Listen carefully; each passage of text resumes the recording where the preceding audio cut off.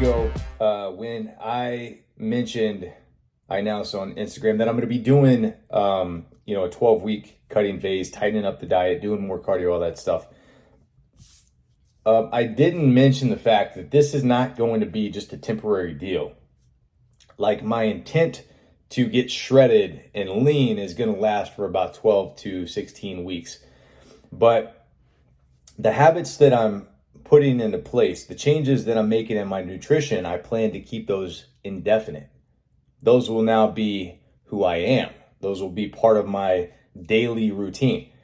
And so maybe I'll lay off the cardio a little bit once I get to where I want to be. I don't know. But for the most part, what I'm going to be consuming is going to be my regular intake of food.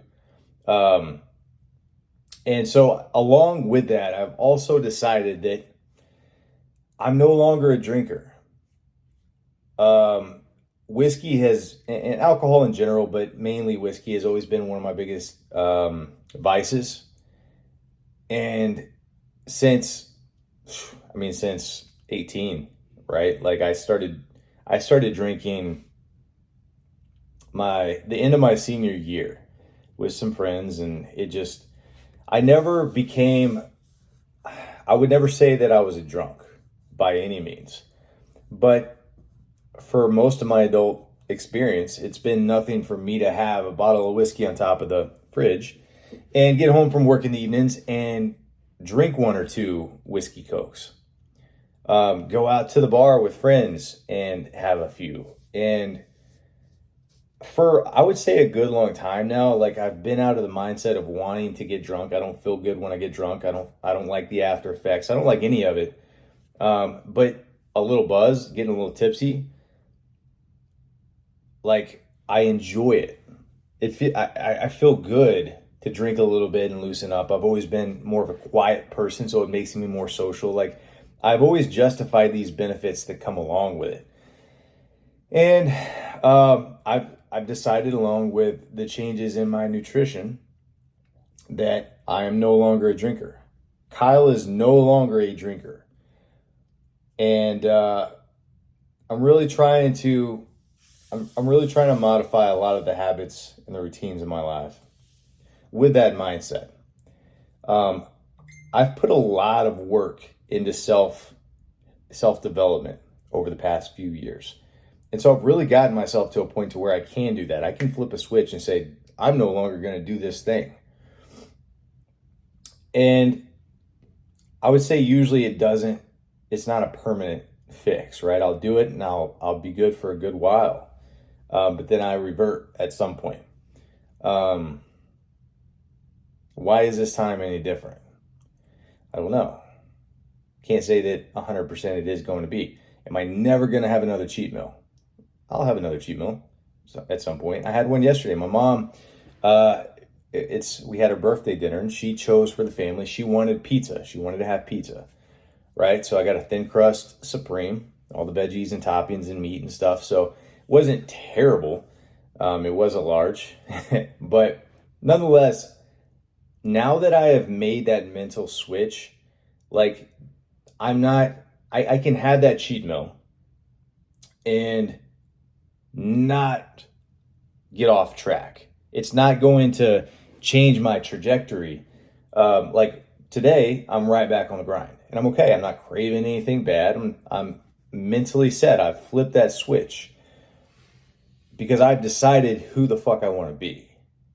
And that's what I think is probably the biggest help in comprehending how to make drastic changes in your life and change the bad habits and rid of the vices, is rather than saying, I'm going to do this thing, you have to say, this is who I'm going to become. And then it gets a lot easier mentally. Now, is it going to be for you or even for me? But speaking on behalf of people who are starting a journey of some sort, is it going to be a constant, difficult climb uphill? Absolutely. But the more you do that, and the more you're consistent with that, and the longer you can go without reverting back to old habits and old vices, the more you begin to trust yourself. Because You doing those things consistently when you tell yourself you're going to do them means you're not lying to yourself. It's when you say you're going to do something and then you do the opposite and you lie to yourself. You weaken your mental fortitude. You weaken your ability to adhere to the changes that you want to make. So it's always going to be a battle, but the battle gets easier because you just become more equipped and more adapted to the stimulus and the stress that's necessary to fight that battle. So anyways, guys, I wanted to make a quick video and kind of vomit some of these ideas that I had in my head of why I'm making these changes. Alcohol it's been a very limiting factor in my life. I allow it to control me. Even though I'm not a drunk, I don't drink to get drunk. I can see how it affects my life negatively.